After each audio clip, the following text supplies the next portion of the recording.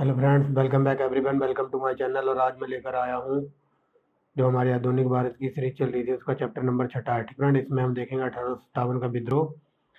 Channel की playlist बना दी गई है आधुनिक भारत के नाम से। ठीक फ्रेंड्स, तो आपने अगर पीछे के चैप्टर ना देखे हो 5 तो आप जाके देख लेना। और आज हम इस वीडियो में देखेंगे 6 चैप्टर। ठीक फ्रेंड्स, तो चलिए वीडियो स्टार्ट करते हैं। ठीक फ्रेंड्स, चैप्टर नंबर 6, तो चलिए देखते हैं। पहले हम देखेंगे सामान्य कारण क्या था विद्रोह का। ठीक फ्रेंड्स, क्यों विद्रोह क्यों उत्पन्न हुआ था, क्या कारण था। ठीक फ्रेंड्स, चलिए देखते हैं। 1857 का विद्रोह। ठीक फ्रेंड्स, 1857 का विद्रोह सिपाहियों के असंतोष। ठीक फ्रेंड्स, 1857 का विद्रोह सिपाहियों के असंतोष का परिणाम परिणाम मात्र नहीं था। ठीक फ्रेंड्स, वास्तव में यह औपनिवेशिक शासन के चरित्र, उसकी नीतियों और उसके कारण कंपनी के शासन के प्रति जनता में असंचित असंतोष था। ठीक फ्रेंड्स, जो ये ब्रिटिश वगैरह जो शासन कर रहे थे उनकी बात बताई जा रही है कि यह मात्र 1857 में विद्रोह सिपाहियों के असंतोष का परिणाम नहीं था। वास्तव में यह औपनिवेशिक शासन जो अंग्रेज शासन कर रहे थे उनकी चरित्र, उनकी नीतियाँ, ये तुम पूरे कहने का मतलब ये है कि उनका सोचा समझा प्लान था अंग्रेजों का। ठीक फ्रेंड्स, वो इतना प्रेशर बना रहे थे, मतलब हर चीज़ में वो दखल दे रहे थे। तो वही बात बताई जा रही है कि इस वजह से मतलब आग फैलती गई। ठीक फ्रेंड्स, लोग बिल्कुल ही, वो कहते हैं ना, पानी बिल्कुल सर तक आ गया था, तो उसका कारण ये विद्रोह हुआ था। ठीक फ्रेंड्स, समझ गए होंगे इस लाइन का यहाँ तक मतलब। यहाँ देखिए, जनता के प्रति असंतोष और विदेशी शासन के प्रति घृणा का परिणाम था। ठीक फ्रेंड्स, आगे देखेंगे। जन असंतोष का असंभव। ठीक फ्रेंड्स, जन असंतोष का संभवतः सबसे मुख्य कारण अंग्रेजों द्वारा देश का आर्थिक शोषण तथा देश में परंपरागत आर्थिक ढांचे का विनाश था। ठीक फ्रेंड्स, जैसा कि मैंने ऊपर बताया कि जो अंग्रेजी शासन था वो हमारे देश का शोषण कर रहा था धीरे धीरे, और देश की परंपरागत आर्थिक ढांचों का विनाश कर रहा था। ठीक फ्रेंड्स, आगे देखेंगे। आगे देखिए। ठीक फ्रेंड्स, इसमें बिल मात्र एक कहानी मात्र है ये चैप्टर, बस आप सुनते जाइए। आप लोगों ने पहले भी कुछ ना कुछ सुना होगा। ठीक फ्रेंड्स, इस विद्रोह के बारे में मतलब पढ़ा तो आपने लोगों होगा ही, लेकिन आज मैं डिटेल में पढ़ा रहा हूँ, बस एक कहानी की तरह है, बस सुनते जाइए। ठीक फ्रेंड्स, विद्रोह के कारणों की चर्चा करते हुए 1859 में एक ब्रिटिश अधिकारी विलियम एडवर्ड ने लिखा था। ठीक फ्रेंड्स, विद्रोह की चर्चा कर रहा है 1859 में एक ब्रिटिश अधिकारी विलियम एडवर्ड ने लिखा था कि पुलिस को जनता कोड समान समझती थी। ठीक फ्रेंड्स, जो पुलिस वगैरह होगी उसको जनता बिल्कुल कोड या खुजली या एलर्जी के समान समझती थी, और पुलिस का दमन और लूट खसोटी हमारी सरकार के प्रति जनता के असंतोष का एक प्रमुख कारण था। ठीक फ्रेंड्स, जो ये पुलिस वाले वगैरह होंगे ये लूट खसोट करते होंगे, हमारी जनता के प्रति असंतोष का कारण होगा। ठीक फ्रेंड्स, हमारी जनता पर जुल्म ढाते होंगे। तो वही बात बताएगी। विलियम एडवर्ड कहता है कि जो जनता है ना वो पुलिस को एलर्जी यानी कि कोड यानी कि खुजली के समान समझती थी। क्यों? क्योंकि ये लूट खसोट करते थे, हमारी जनता पर अत्याचार करते थे। आगे देखिए। एक के बाद ठीक है, एक के बाद एक देसी रजवाड़ों के नष्ट होने का नतीजा यह हुआ। ठीक है, जो एक के बाद एक जो रजवाड़े वगैरह थे, जो लॉर्ड डलहौजी ने जो शासन वगैरह हड़प लिए थे ना, उनकी बात बताई जा रही है। जो रजवाड़ों की प्रॉपर्टी वगैरह या जो हड़प नीति चलाई थी डलहौजी ने, उसकी बात बताई जा रही है। एक के बाद एक देसी रजवाड़ों को नष्ट होने तक होने का नतीजा यह हुआ कि जो भारतीय इन रजवाड़ों के प्रशासन और अदालतों के ऊंचे पदों पर थे वे जीविका के साधन खो बैठे थे। ठीक है, तो मतलब रजवाड़े वगैरह जो शासन करते होंगे उनमें जो उच्च पदों पर जो शासन वगैरह थे, तो उनकी साधन यानी कि उनकी जीविका की आय, मतलब वो अपनी काम धंधे से हाथ धो बैठे थे। ठीक है, तो वो बात बताई जा रही है। आगे देखते हैं।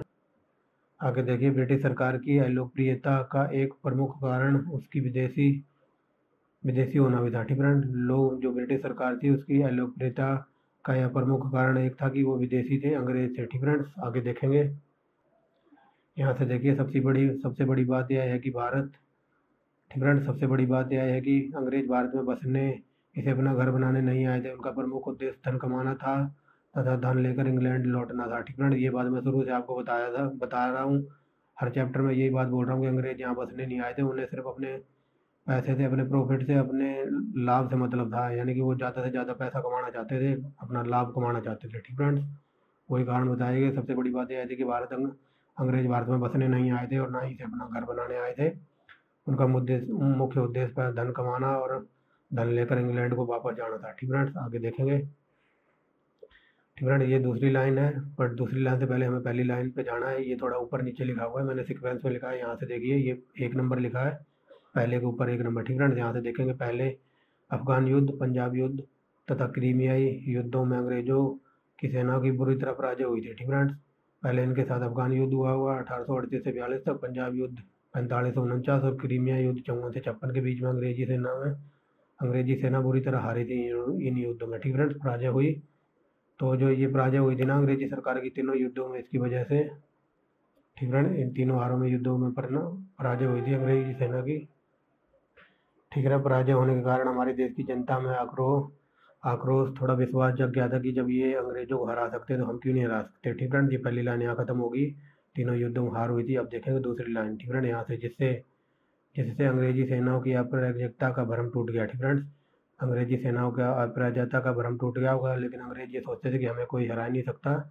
इसी वजह से ये तीनों लड़ाइयाँ यहाँ हारे थे, इसकी वजह से इनका भ्रम टूट गया और लोगों को यह विश्वास हो गया। ठीक है। और लोगों में यह विश्वास पनपने लगा कि ब्रिटिश शासन के अब दिन थोड़े ही रह गए। ठीक है। मतलब इनको भी हरा सकते हैं हम लोग, या कोई इनको भी हरा सकता है।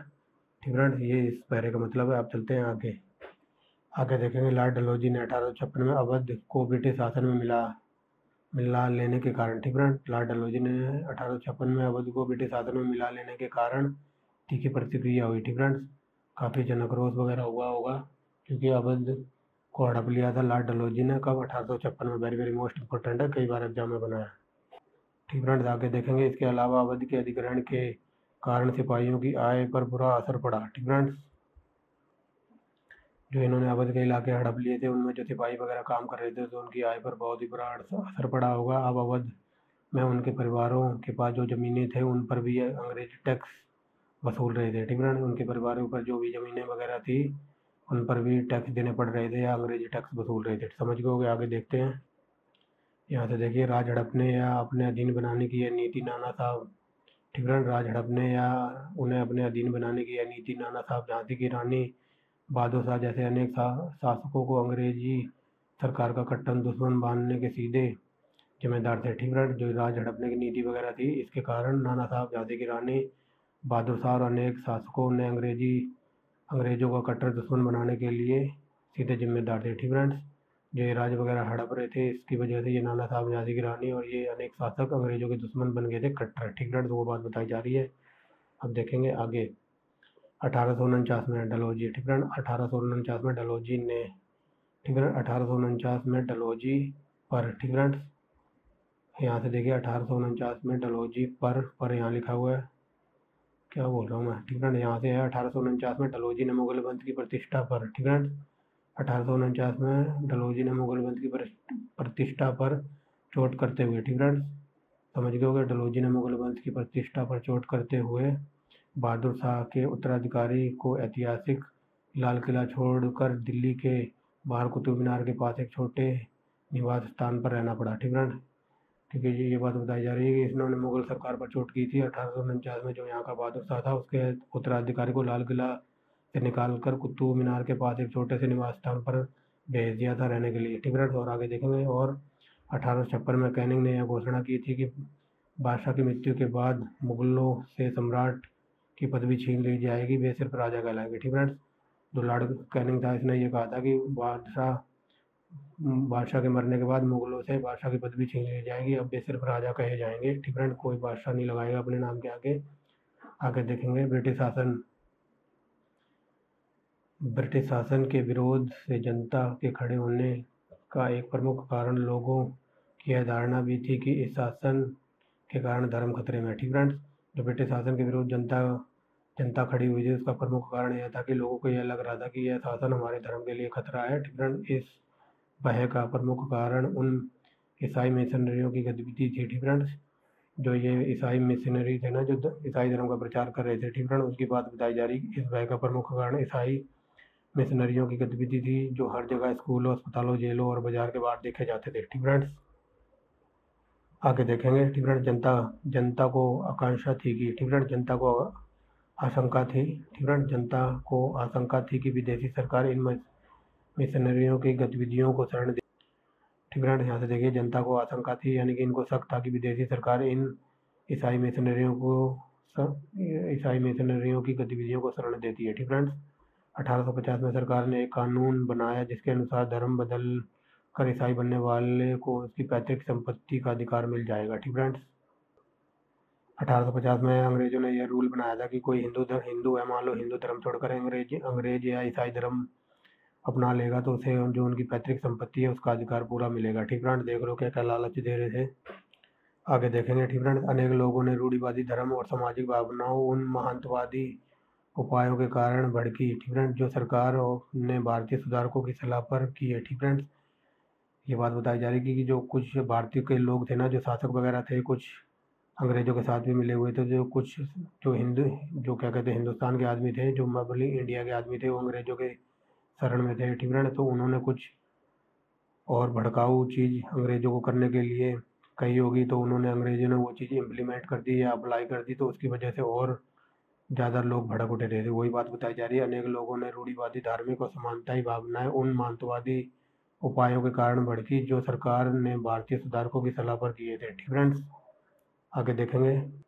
आगे देखिए यहाँ से सती प्रथा का उन्मूलन, विधवा पुनर्विवाह संबंधी कानून तथा लड़कियों के लिए पश्चिमी शिक्षा की व्यवस्था इन लोगों को ऐसे ही अनधिकारी हस्तक्षेप की तरह लेंगे। ठीक फ्रेंड्स, ये बताई जा रही है सती प्रथा का उन्मूलन, विधवा पुनर्विवाह संबंधी कानून लड़कियों के लिए पश्चिमी शिक्षा व्यवस्था इन लोगों के ऐसे ही अधिकारी हस्तक्षेप की तरह लेंगे। पहले भारतीय शासकों ने मंदिरों और मस्जिदों, ठीक है, जो पहले भारतीय शासक थे उनकी बात बताई जा रही है। पहले भारतीय शासकों ने मंदिरों और मस्जिदों से जुड़ी जमीन को उनके पुजारियों, ठीक फ्रेंड्स, जो मंदिर मस्जिद की ज़मीनें थी उनके पुजारियों को, सेवा संस्थानों को ऐसे ही दान में दे देते थे बिना करके। ठीक फ्रेंड्स, लेकिन अब अंग्रेजों का शासन था तो वो भी बात बताई जाए, लेकिन अब इनमें से कर वसूलने की सरकारी नीति से भी लोगों की धार्मिक भावनाओं को चोट होने लगी। ठीक फ्रेंड्स, जो पहले भारतीय राजा वगैरह थे वो मंदिर मस्जिद की ज़मीन पुजारियों को और उनकी सेवा संस्थानों को दान में दे देते थे बिना करके, लेकिन अंग्रेज अब इस चीज़ पर भी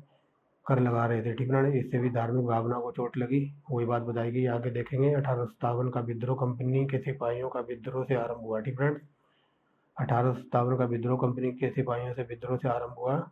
ठीक फ्रेंड्स, अभी तक हम ये पढ़ रहे हैं ना सामान्य कारण। ठीक फ्रेंड्स, आगे देखेंगे।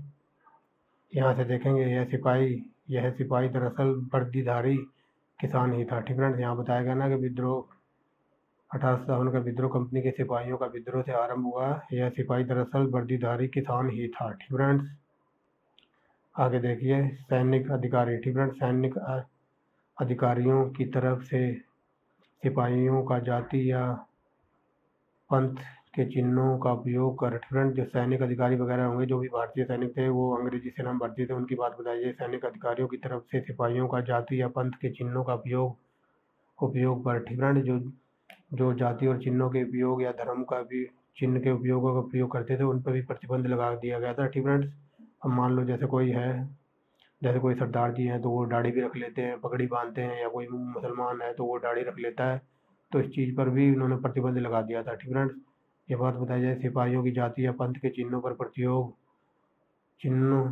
प्रयोग पर, ठीक फ्रेंड्स, दाढ़ी रखने या पगड़ी पहनने पर प्रतिबंध लगा दिया था। ठीक फ्रेंड्स, अंग्रेजों ने, कि कोई सरदार है तो वो पगड़ी नहीं पहनेगा, दाढ़ी नहीं रखेगा, कोई मुसलमान है तो वो दाढ़ी नहीं रख सकता, मान लो कोई हिंदू है तो जो हाथ में ये मौलवी का ये क्या कहते हैं ये धागा वगैरह बांध लेते हैं ना अपन में हिंदू लोगों में, जैसे कलावा बोलते हैं, तो ये भी नहीं, इन सब पर प्रतिबंध लगा दिया था। ठीक फ्रेंड्स, 1856 में एक कानून बनाया गया जिसके अनुसार, ठीक फ्रेंड्स, 1856 में एक कानून बनाया गया जिसके अनुसार हर नए भर्ती होने वाले सिपाही को आवश्यकता हो तो समुद्र पार जाकर भी सेवा करने की जमानत देनी पड़ती थी। ठीक फ्रेंड्स, मान लो कोई नया लड़का है इंडिया का तो वो सेना में भर्ती होने जा रहा है, उस टाइम की बात बता रहा हूँ, अंग्रेजों की सेना में भर्ती होता था तो उसे भर्ती करने से पहले ये भी कहा जाता था कि अगर हमको आवश्यकता होगी ना, मान लो अगर हमको ज़रूरत होगी तो हम आपको समुद्र पार भी मतलब दूसरे देश में भी भेज सकते हैं, आपकी ड्यूटी लगा सकते हैं वहाँ पर। ठीक फ्रेंड्स, यही बात बताइए कि समुद्र पार जाकर भी उसे सेवा करने की जमानत देनी पड़ती थी। ठीक फ्रेंड्स, जमानत देनी पड़ती थी मतलब भर्ती होने से पहले उसको जमानत देनी पड़ती है कि हाँ कि मैं समुद्र पार भी जाऊँगा अगर तुम्हारी ज़रूरत है। ठीक फ्रेंड्स, अगर अंग्रेजों को ज़रूरत है समुद्र पार लड़ाई पर भेजने की तो इनको समुद्र पार भी भेजा जाता होगा भारतीयों को। ठीक फ्रेंड्स, लेकिन भारतीय ये समझते थे कि अगर आप समुद्र पार चले गए ना तो हमारा धर्म भ्रष्ट हो जाएगा, कुछ ऐसे लोग थे जो मानते थे कि अगर हम अपनी सेवा या ड्यूटी करते हुए समुद्र पार भी चले गए या दूसरे देश में चले गए तो हमारा धर्म भ्रष्ट हो जाएगा। ठीक फ्रेंड्स, आगे देखिए सिपाहियों के असंतोष का एक और तात्कालिक कारण था। ठीक फ्रेंड्स, जो सिपाहियों में गुस्सा वगैरह था तो उसका एक और तात्कालिक कारण हाल में जारी हुआ वह आदेश कि सिंध या पंजाब में तैनाती के समय उन्हें विदेश सेवा भत्ता नहीं मिलेगा। ठीक फ्रेंड्स, यहाँ बताया गया कि विद्रोह का एक और कारण था, सिपाहियों के गुस्से का एक और कारण था। अगर मान लो आपकी ड्यूटी सिंध और पंजाब के क्षेत्र में है तो उन्हें मान लो समुद्र पार या कहीं भेज दिया जाता तो उन्हें समुद्र पार जो सिंध जो पंजाब में तैनाती थी ना तो उन्हें समुद्र पार या भेजकर या विदेशी भत्ता का उनको विदेशी भत्ता नहीं मिलता था। ठीक फ्रेंड्स, अगर उन्हें समुद्र पार या कहीं और ड्यूटी लगा दिया जाए सिंध से हटाकर तो उन्हें मतलब और जहाँ जहाँ भी उनकी ड्यूटी लगती होगी तो वहाँ उन्हें विदेशी भत्ता या फिर सैलरी वगैरह थोड़ी कम मिलती होगी, वही बात बताई जा रही है। अगर मैं इन शॉर्ट में बताऊँ जो सिंध और पंजाब में जो भी फौजें या जो भी सैनिक तैनात होते होंगे तो उन्हें विदेशी भत्ता वगैरह नहीं मिलता होगा उस टाइम। ठीक फ्रेंड्स, तो यही बात बताई गई। वास्तव में सिपाहियों के असंतोष के पीछे एक लंबा इतिहास रहा है। बंगाल, ठीक फ्रेंड्स, यहाँ बताई जा रही है कि जो सिपाहियों का विद्रोह हुआ था ना वो बहुत लंबा चल रहा था इतिहास से भी। ठीक फ्रेंड्स, अब कहाँ से चल रहा था वो देखेंगे। बंगाल में बहुत पहले 1764 में ही एक सिपाही विद्रोह घटित हो चुका था। ठीक फ्रेंड्स, कब? 1764 में अधिकारियों ने 30 सिपाहियों को तोपों के मुंह पर बांधकर उड़ा दिया था। ठीक फ्रेंड्स, इस तरह इस विद्रोह को दबाया हुआ। कौन से विद्रोह को? बंगाल का विद्रोह, जो कहाँ हुआ था, कब हुआ था? 1764 में हुआ था। और उसमें जो भी विद्रोह कर रहा होगा उन 30 अधिकारियों को या सिपाहियों को तोप के मुंह के आगे बांधकर उन्हें उड़ा दिया था। इस तरह विद्रोह दबाया था। आगे देखेंगे 1806 में बेल्लोर में सिपाहियों ने विद्रोह किया। ठीक फ्रेंड्स, 1806 में बेल्लोर के सिपाहियों ने विद्रोह किया मगर भयानक हिंसा का सहारा लेकर इसे दबा दिया गया। ठीक फ्रेंड्स, आगे देखेंगे 1824 में बैरकपुर के सिपाहियों की 47वीं रेजिमेंट या फिर 47वीं छावनी कह लो, ठीक फ्रेंड, कुछ भी कह लो, बट आप रेजिमेंट ही याद रखना क्योंकि यहाँ रेजिमेंट लिखा हुआ है। 1824 में बैरकपुर के सिपाहियों की 47वीं रेजिमेंट के समुद्री रास्ते से बर्मा जाने से इनकार करने पर यह रेजिमेंट तोड़ दी गई। ठीक फ्रेंड्स, मतलब इन्होंने ये कहा होगा कि हम समुद्र पार नहीं जाएंगे, हमारा धर्म भ्रष्ट वगैरह जो भी हो जाएगा, बट ये रेजिमेंट ही ख़त्म कर दी गई। ठीक फ्रेंड्स, सबको निकाल दिया होगा। आगे देखेंगे 1844 में वेतन भत्ता के सवाल पर 7 बटालियन ने विद्रोह किया। ठीक फ्रेंड्स, जैसा कि मैंने बताया इनको विद्रोह जो विदेशी विद्रोह क्या कहते हैं, विदेशी विदेशी थे ना तो उनको जो सैनिकों को विदेशी भत्ता वगैरह नहीं मिल रहा होगा तो इसकी वजह से 7 बटालियन ने विद्रोह कर दिया था। ठीक फ्रेंड्स, आगे देखेंगे। आगे देखिए बंगाल और बिहार। ठीक फ्रेंड, बंगाल और बिहार में जैसे ही ब्रिटिश शासन स्थापित हुआ विद्रोह सशस्त्र विद्रोह शुरू हो गए। ठीक फ्रेंड, बंगाल और बिहार में जैसे ही अंग्रेज आए होंगे तो वहाँ पर विद्रोह शुरू हो गए थे और जैसे जैसे यह नए क्षेत्र को जीतता गया वैसे ही वहाँ विद्रोह फूटते गए। ठीक फ्रेंड्स, ये बात बताया जा रहा है कि जैसे ही बंगाल और बिहार में अंग्रेज आए तो वहाँ विद्रोह शुरू हो गए होंगे। ठीक फ्रेंड, और जैसे जैसे अंग्रेज क्षेत्रों को जीतते गए होंगे और वैसे वैसे विद्रोह भी बढ़ता गया होगा। ठीक फ्रेंड, बढ़ता गया होगा या फूटता गया होगा। ठीक फ्रेंड्स, आगे देखेंगे 1763 और 1856 के बीच। ठीक फ्रेंड, 1763 से 1856 के बीच 40 से अधिक बड़े विद्रोह, ठीक फ्रेंड, और सैकड़ों छोटे विद्रोह हुए। ठीक फ्रेंड, 40 तो बड़े विद्रोह हुए और सैकड़ों छोटे छोटे विद्रोह हुए थे। कब? 1763 से 1856 के बीच। ये था हमारा सामान्य कारण। अब देखेंगे तात्कालिक कारण क्या था विद्रोह का। ठीक फ्रेंड्स, तात्कालिक कारण में देखते हैं 1857 के विद्रोह के लिए गोला बारूद जमा हो चुका था। कहाँ? पहले ही जो अभी हम पढ़ के आए थे उसको गोला बारूद बताया जा रहा है। 1857 के विद्रोह के लिए गोला बारूद जमा हो चुका था। इसमें केवल एक चिंगारी की देर थी। ठीक फ्रेंड्स, क्योंकि लोग पहले ही पक चुके थे, सब कुछ हमने अभी पीछे पढ़ा है, तो इसमें एक चिंगारी की देर थी।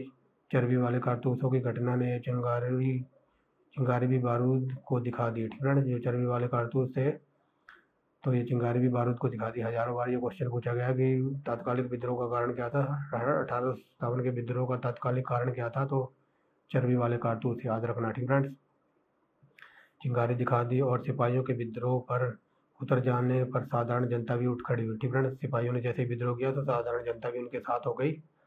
ठीक फ्रेंड्स, मैं तेज़ी से इसलिए पढ़ा रहा हूँ क्योंकि मैंने बोल दिया है पहले ही, क्योंकि सिंपल भाषा में लिखा हुआ है, इसमें समझाने लायक कुछ है नहीं, बस एक कहानी की तरह आप सुनते जाइए। ठीक फ्रेंड्स, अब देखो जैसे सिपाहियों ने विद्रोह किया था तो जनता भी उनके साथ में खड़ी हो गई थी। ठीक फ्रेंड्स, नए नए एनफील्ड राइफल का प्रयोग सबसे पहले सेना में ही आरंभ हुआ था। इसके कारतूसों पर चर्बी सने कागज का खोल चढ़ा हुआ था। ठीक फ्रेंड्स, जो इन राइफलों में कारतूस पड़ते थे उनमें चर्बी सने कागज का खोल चढ़ा होता था और कारतूसों को राइफल में भरने से पहले उनके सिरों को दांतों से काटना पड़ता था और कुछ ठीक है। दांतों से काटना पड़ता था इस खोल में, ठीक है। इस खोल में गाय और सूअर की चर्बी का प्रयोग किया गया था, ठीक है। जो चर्बी के कारतूस थे वो बनने थे गाय और सूअर की चर्बी का प्रयोग किया गया था। इससे हिंदू और मुसलमान सिपाही दोनों भड़क उठे, ठीक है। ठीक फ्रेंड्स, क्यों? क्योंकि गाय को हम माता मानते हैं और सूअर को मुस्लिम धर्म में बहुत ही पवित्र माना जाता है। इससे हिंदू और मुसलमान सिपाही दोनों भड़क उठे। उन्हें लगा कि चर्बीदार कारतूसों से उनका धर्म भ्रष्ट किया कर दिया होगा, ठीक है। धर्म भ्रष्ट किया जा रहा है या उनका धर्म भ्रष्ट कर देगा, ठीक है। अगर हम इन चर्बी वाले कारतूसों को खोलेंगे मुंह से तो उनका धर्म भ्रष्ट कर देगा या कर दिया होगा, ठीक है। आगे देखेंगे। अब देखेंगे विद्रोह का आरंभ कहाँ से हुआ था, ठीक है। विद्रोह का आरंभ 1857 के विद्रोह का इतिहास का एक अध्ययन लगभग पूरी तरह ब्रिटिश दस्तावेजों पर आधारित है, ठीक है। 1857 का विद्रोह इतिहास का अध्ययन लगभग पूरी तरह एक ब्रिटिश दस्तावेजों पर आधारित है। मतलब ये बताया जा रहा है कि 1857 का विद्रोह था ना, इस पर पूरी तरह ब्रिटिशों ने या फिर अंग्रेजों ने पूरी तरह इनके अध्ययन किया होगा। उसके लिए इन्होंने कुछ किताबें वगैरह लिखी थी, ठीक है। वही बताया जा रहा है कि ब्रिटिश दस्तावेजों पर आधारित है। अब देखते हैं ये लोग क्या कुछ कहते हैं, ठीक फ्रेंड्स। अंग्रेजों की बात बताई जा रही है। इतिहासकार तथा लेखक के एक वर्ग का दावा है कि यह विद्रोह एक व्यापक और सुसंगठित षड्यंत्र का परिणाम था, ठीक है। अंग्रेजी अधिकारी वगैरह बता रहे हैं कि यह विद्रोह व्यापक और सुसंगठित षड्यंत्र का परिणाम था।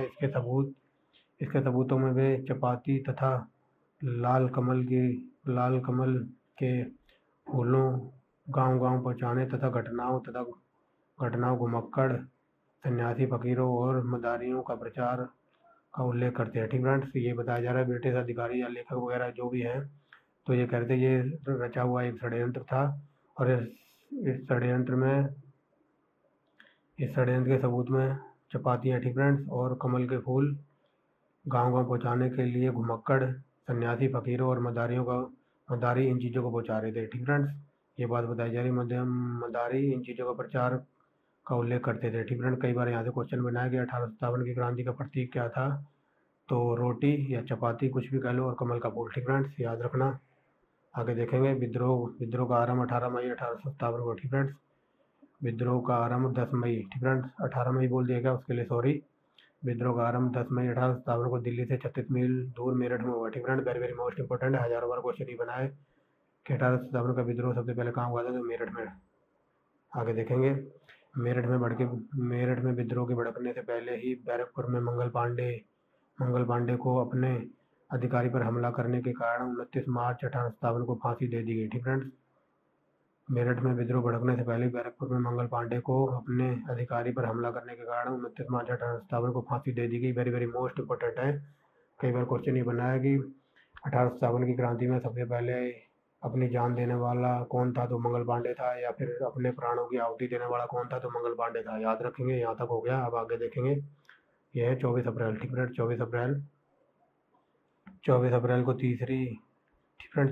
को तीसरी देसी घुड़सवार सेना 90 लोगों ने चर्बीदार कारतूस लेने से मना कर दिया, ठीक फ्रेंड। जो ये तीसरी सेना थी ना, इसमें 90 लोग थे, तो इन्होंने चर्बी वाले कारतूसों को लेने से मना कर दिया हुआ। क्यों? क्योंकि हम पीछे पड़ गए हैं। उनमें कारतूसों में गाय की चर्बी और सूअर का मांस था, ठीक फ्रेंड, इस वजह से इन्होंने मना कर दिया होगा। अब देखते हैं जो ये 90 लोग थे ना, इनका क्या हुआ। उनमें से 85 को, ठीक है, 9 मई को बर्खास्त कर दिया गया। मतलब जो 85 सैनिक थे ना, आर्मी जो भी सैनिक वगैरह थे, तो उनको 85 को 9 मई से मतलब निकाल दिया हुआ सेना से, ठीक है। 10 की बर्खास्त करके 10-10 साल की सजाएं दी गई, ठीक फ्रेंड। 85 लोगों को निकाल दिया था सेना से और 10-10 साल की सजाएं दी थी इन लोगों को, ठीक फ्रेंड। आगे देखेंगे। यहाँ तक हो गया ना। और जमींदार और जंजीरों में जकड़ लिया गया, ठीक फ्रेंड। 10-10 साल की सजाएं हुई और जंजीरों में जकड़ लिया गया। इससे मेरठ में तैनात भारतीय सिपाहियों ने एक आम विद्रोह भड़क उठा, ठीक फ्रेंड्स। मतलब इन लोगों ने मना कर दिया था हम चर्बी वाले कारतूस नहीं लेंगे, तो 85 आदमियों को 10-10 साल की सजाएं हुई थी, जंजीरों में जकड़ लिया था। इस वजह से जो मेरठ में भारतीय सिपाही थे, इनमें और भी आग बबूला हो गई या विद्रोह और भड़क उठा, ठीक फ्रेंड्स। आगे देखेंगे। फिर अगले ही दिन, ठीक फ्रेंड, फिर अगले ही दिन 10 मई, ठीक फ्रेंड। अब देखिए, फिर अगले ही दिन 10 मई को उन्होंने अपनी कैदी साथियों को छुड़ा लिया, ठीक फ्रेंड। जो भारतीय सिपाही थे, उन्होंने अगले दिन 10 मई को अपने जो कैदी साथी थे उनको छुड़ा लिया, अपने अधिकारियों को मारकर, ठीक फ्रेंड। उन्होंने अपने अधिकारियों को मारकर यहाँ से देखिए मारकर सूर्य अस्त के बाद दिल्ली की ओर चल पड़े। ठीक फ्रेंड, दिल्ली की ओर चल पड़े थे सारे, दिल्ली की ओर चल पड़े। आगे देखेंगे दिल्ली, यहाँ से देखिए दिल्ली की पैदल सेना। ठीक फ्रेंड, दिल्ली की पैदल सेना भी उनके साथ मिल गई। ठीक फ्रेंड, दिल्ली की पैदल सेना भी उनके साथ मिल गई, भी यहाँ लिखा हुआ है पेंसिल से, साथ मिल गई थी। आगे देखेंगे उन्होंने उन्होंने अपने यूरोप अधिकारियों को मार डाला और शहर को घेर लिया। ठीक फ्रेंड्स, किन्होंने, जो ये भीड़ इकट्ठी हुई थी ना दिल्ली में, उसकी बात बताई जा रही है। उन्होंने यूरोपीय अधिकारियों को मार डाला और शहर को घेर लिया। बागी सिपाहियों ने बूढ़े और शक्तिहीन बहादुर शाह जफर को भारत का सम्राट घोषित कर दिया। ठीक फ्रेंड्स, उन्होंने यूरोपीय अधिकारियों को मार डाला था और बागी सिपाहियों ने बूढ़े और शक्तिहीन बहादुर शाह जफर को भारत का सम्राट घोषित कर दिया। जो सबसे बड़ी मेन गलती यही थी, क्योंकि ये बूढ़ा था और शक्तिहीन था और 82 साल का ये बूढ़ा व्यक्ति था। आगे चलते हैं। ठीक फ्रेंड्स, आगे देखें, फिर सिपाहियों के कहने पर। ठीक फ्रेंड्स, फिर सिपाहियों के कहने पर बहादुर शाह ने सभी भारतीय राजाओं और सरदारों को पत्र लिखा। ठीक फ्रेंड्स, जो सिपाही ने बहादुर शाह जफर से कहा होगा कि आप सभी राजाओं से बात कीजिए और सेना को इकट्ठी कीजिए। ठीक फ्रेंड्स, वही बात बताई जा रही है। फिर सिपाहियों के कहने पर बहादुर शाह ने भारत के सभी राजाओं सरदारों को पत्र लिखा और उनसे आग्रह किया कि ब्रिटिश साम्राज्य से लड़ने या इनको उखाड़ फेंकने और उनको हटाने के लिए वे भारतीय राज्यों का एक महासंघ स्थापित करें। ठीक है, सारे राज्य मिल जाएं, जिससे हमारे जो विद्रोह किया है इसमें लड़ने में सहायता मिले, बट ऐसा होता नहीं है। ठीक है, जल्द ही बंगाल की पूरी सेना विद्रोह में शामिल हो गई और यह तेजी से फैल गया। ठीक फ्रेंड्स, बंगाल की सेना वगैरह पूरी मिल गई थी और ये विद्रोह जल्दी फैल गया। ठीक फ्रेंड्स, आगे देखेंगे अनेक रजवाड़ों में शासक तो अंग्रेज मालिकों के प्रति वफादार बने रहे। ठीक फ्रेंड्स, जो अनेक भारतीय राजा वगैरह थे वो अंग्रेजों की तरफ जाके मिल गए थे, उनके वफादार थे, मगर उनकी फौजों में विद्रोह भड़क उठा। ठीक फ्रेंड्स, और भड़काने के करीब आ गया। ठीक फ्रेंड्स, जो भी राजा वगैरह थे, जो शासक वगैरह थे, वो तो अंग्रेजों के वफादार थे, जो उनकी सेना थी, तो उनमें आपस में विद्रोह भड़क उठा या भड़कने के करीब आ गया था। आगे देखेंगे सिपाहियों द्वारा ब्रिटिश सत्ता को समाप्त किए जाने के बाद। ठीक फ्रेंड्स, सिपाहियों द्वारा ब्रिटिश सत्ता को समाप्त किए जाने के बाद साधारण जनता भी हथियार लेकर खड़ी हो गई। ठीक फ्रेंड्स, जो साधारण जनता थी वो भी हथियार लेकर खड़ी हो गई और अक्सर बल्लमों, कुल्हाड़ों, धनुष, तीर, लाठियां, हंसिए तथा देसी बंदूकों के साथ लड़ती रही। ठीक फ्रेंड्स, जो साधारण जनता थी, गांव वाले वगैरह होंगे, वो सारे हंसिए, खुरपे, कुल्हाड़ी, देसी कट्टे, तीर, धनुष, कमान, लाठी वगैरह लेकर लड़ती रही। ठीक फ्रेंड्स, आगे देखेंगे किसान, दस्तकार, दुकानदार, दिहाड़ी मजदूर और जमींदारों की व्यापक भागीदारी भी एकजुट हुई, जिन्होंने विद्रोह को उसकी वास्तविक शक्ति दी और इसे जन विद्रोह का चरित्र दिया। ठीक फ्रेंड्स, कहने की बात यह है कि विद्रोह में किसान, दस्तकार और ये दिहाड़ी मजदूरी, दुकानदार, मतलब सब जो सारे एकजुट होकर भी सारे एकजुट हो गए थे और जिसने विद्रोह को वास्तविक शक्ति दी और उसे जन विद्रोह का चरित्र दिया। ठीक फ्रेंड्स, सब कुछ शामिल हो गए थे, बट जितने लोग शामिल हुए थे ना, उससे दुगने लोग तो शामिल ही नहीं हुए थे। अभी बताता हूँ क्यों। विद्रोह का लाभ उठाकर उन्हें, ठीक फ्रेंड, अब मान लो ये विद्रोह भड़क उठा तो ये किसान वगैरह सब शामिल हो गए थे। ठीक है फ्रेंड, और कुछ किसानों ने इसमें दिमाग लगाया। ठीक फ्रेंड, विद्रोह का लाभ उठाकर उन्होंने खुद खोरों की, ठीक फ्रेंड, उन्होंने खुद खोरों की बही खाता तथा कर्जे के दस्तावेज को नष्ट कर दिया। मान लो जो भी किसान वगैरह को कर्जे वगैरह के जो रजिस्टर वगैरह होंगे, तो इन्होंने उनको ही नष्ट कर दिया। ठीक फ्रेंड, ताकि इनके कोई प्रूफ ना रहे कितने रुपए इन्होंने कर्जा वगैरह लिया था। ठीक फ्रेंड, वो बात बताई है। विद्रोह का लाभ उठाकर खुदखोरों के खाता बहियों तथा कर्जे के दस्तावेजों को नष्ट कर दिया और अंग्रेजी द्वारा स्थापित अदालतें, तहसील कार्यालय, मालगुजारी के दस्तावेज तथा थानों पर हमले किए। किन्होंने, जो भारतीय जनता खड़ी हुई थी उन्होंने। ठीक फ्रेंड्स, आगे देखेंगे, यहाँ से देखिए, यहाँ है अंग्रेजों। ठीक फ्रेंड, अंग्रेजों ने विद्रोही सिपाहियों को ही नहीं दबाया। ठीक फ्रेंड, अंग्रेजों ने विद्रोही सिपाहियों को नहीं दबाया, बल्कि अब अंग्रेज एक्शन में आ गए। ठीक फ्रेंड, अंग्रेजों ने विद्रोही सिपाहियों को नहीं दबाया,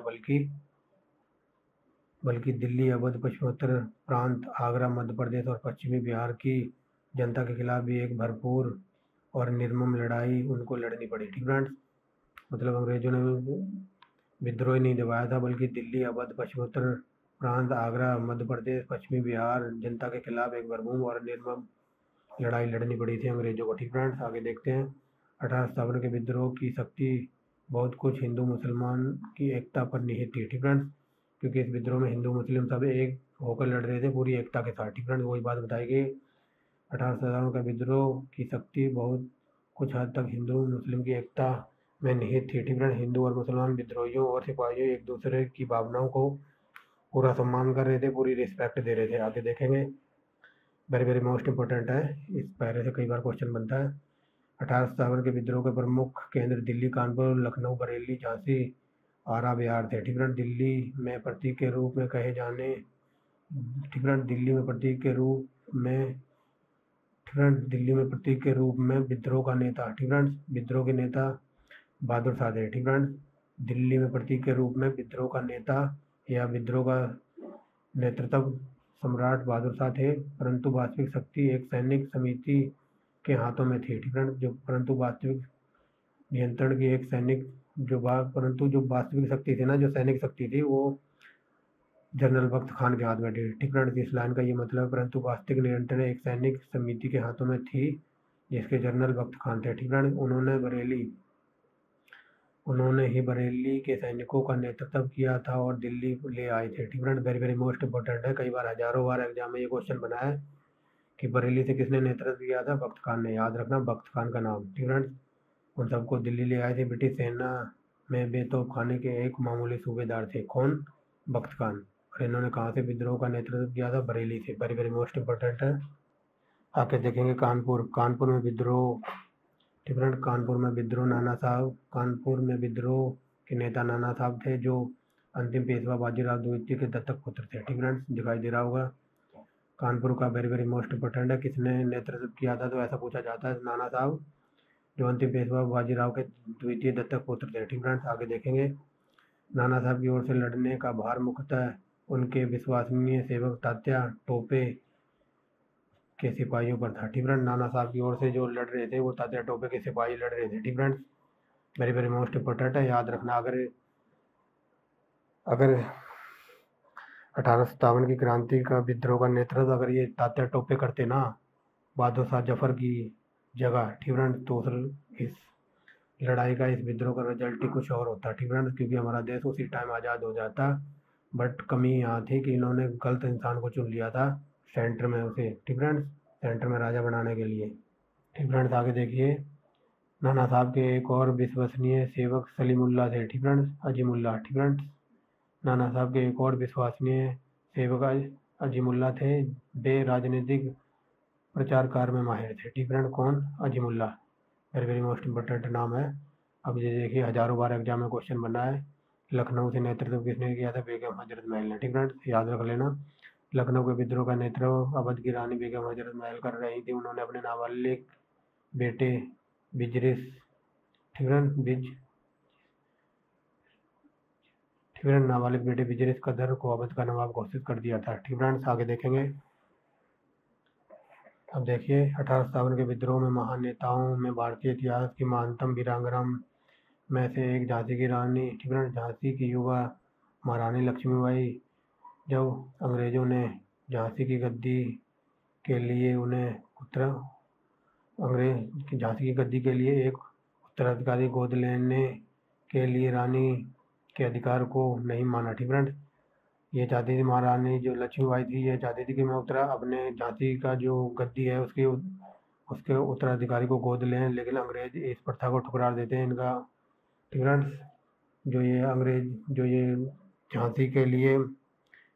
झांसी के उत्तराधिकारी के लिए किसी को गोद लेना चाहती थी, उत्तराधिकारी बनाने के लिए, यानी कि झांसी के क्षेत्र का बादशाह बनाने के लिए या उसको उत्तराधिकारी बनाने के लिए, तो अंग्रेज इनको मना कर देते हैं, क्योंकि इनको राज हड़पना था।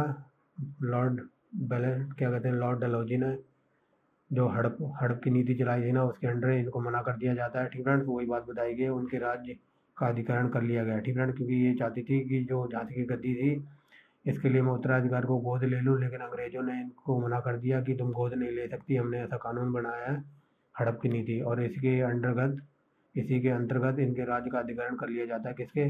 लक्ष्मीबाई। ठीक है, झांसी के राज्य को ब्रिटिश साम्राज्य में मिला लिया जाता है। ठीक है, आगे देखेंगे, यहाँ से देखिए, लक्ष्मीबाई ने, ठीक है, लक्ष्मीबाई ने अपने अनुयायियों को शपथ दिलाई। ठीक है, लक्ष्मीबाई ने अपने अनुयायियों को शपथ दिलाई कि हम अपनी आज़ादी, ठीक है, हम अपनी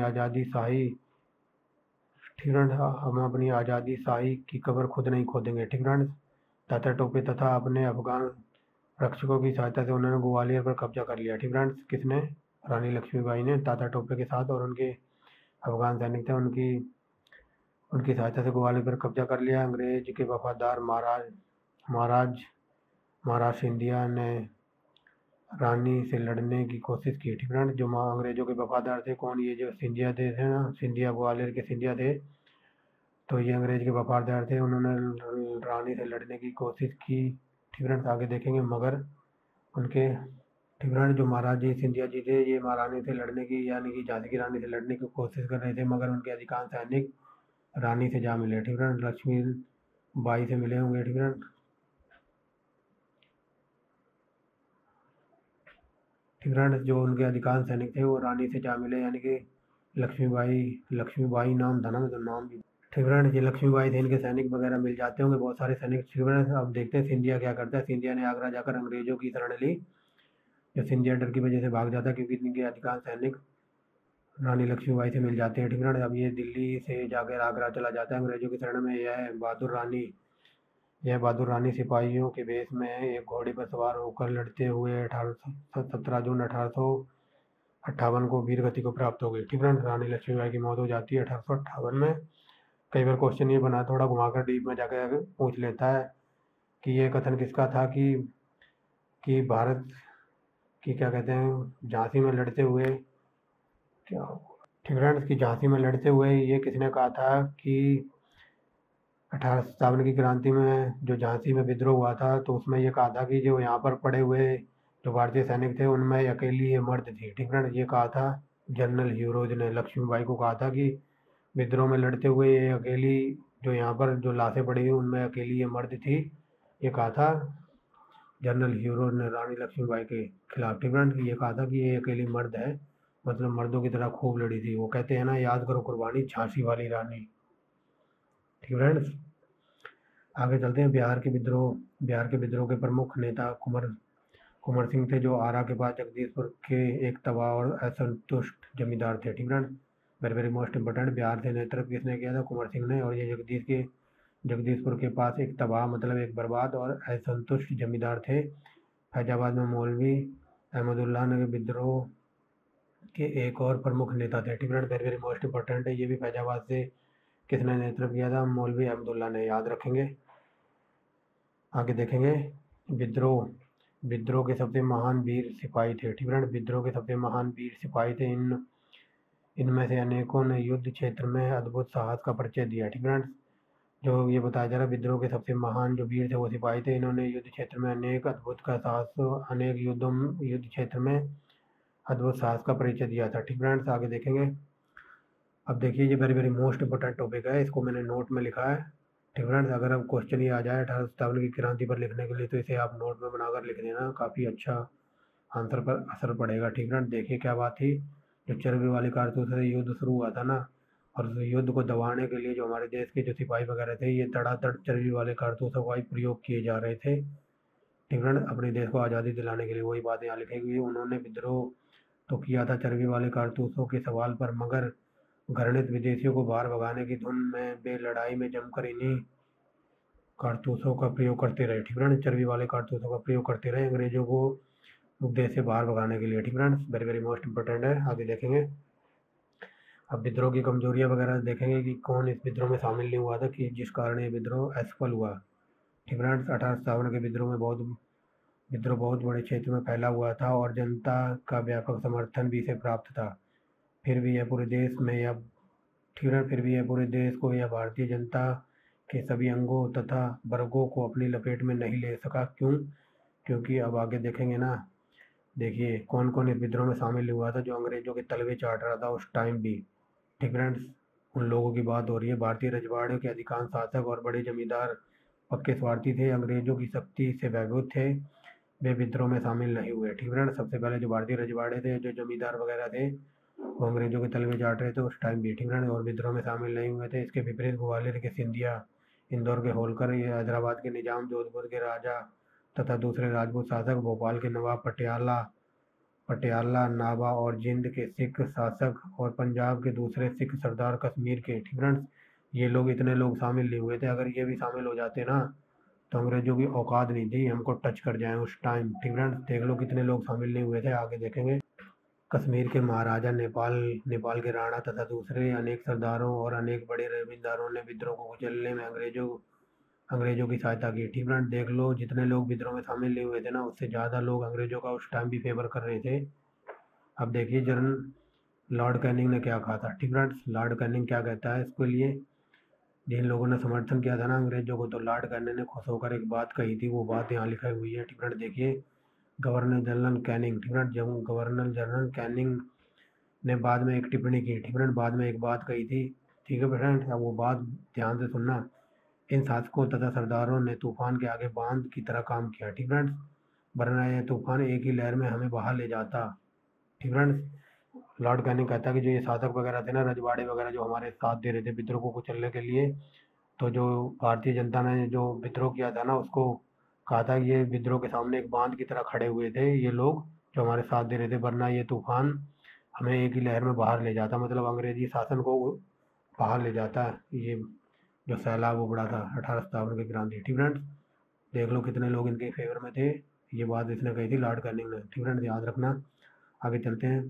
मद्रास, मुंबई, बंगाल तथा पश्चिमी पश्चिमी पंजाब में जनता विद्रोहियों से हमदर्दी रखती थी। ठीक फ्रेंड्स, जो भारतीय देश की जनता थी उसके बारे में बताया जा रहा था कि जो भारत देश की जनता थी, मद्रास, मुंबई, बंगाल तथा पश्चिमी पंजाब में जनता विद्रोहियों से हमदर्दी रखती थी, फिर भी ये प्रांत शामिल नहीं हुए थे विद्रोह में, अप्रभावित रहे। ठीक है, ये इतने देख लो, मद्रास, बंगाल, मुंबई और पश्चिमी पंजाब की जनता भी शामिल नहीं हुई थी। ठीक है, क्योंकि हमारे देश की जनता इन लोगों से भी मतलब कुछ आशा कर रही थी या एक्सपेक्ट कर रही थी, तो ये लोग भी शामिल नहीं हुए थे। ठीक है, समझ गए होंगे। आगे चलते हैं।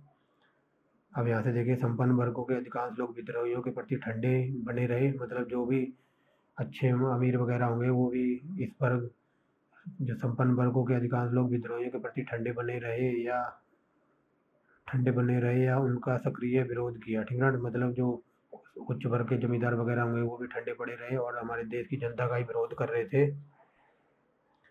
आगे देखिए, अब यहाँ आधुनिक शिक्षा प्राप्त, अब स्टूडेंटों की बात हो रही थी, ये भी शामिल नहीं हुए थे। आधुनिक शिक्षा प्राप्त भारतीयों ने भी विद्रोह का साथ नहीं दिया। ठीक फ्रेंड्स, उनके मन में यह गलत विश्वास भरा हुआ था कि अंग्रेज आधुनिकरण के ये काम पूरा करने में उनकी सहायता करेंगे। ठीक फ्रेंड, जो जो स्टूडेंट वगैरह थे, जो आधुनिक शिक्षा यानी कि जो इंग्लैंड की जो शिक्षा वगैरह पढ़ाई जा रही थी उस टाइम, तो ये पढ़ रहे होंगे, तो इन्होंने भी इनका साथ नहीं दिया है। उनके मन में ये विचार चल रहा था कि जो अंग्रेज आधुनिकरण के ये जो काम वगैरह है ना, इनको पूरा करने में इनकी सहायता करेंगे, इनको नौकरी वगैरह लगवाएंगे। ठीक फ्रेंड, वही बात बताई गई है कि अंग्रेज आधुनिकरण के ये काम करने में उनकी सहायता करेंगे।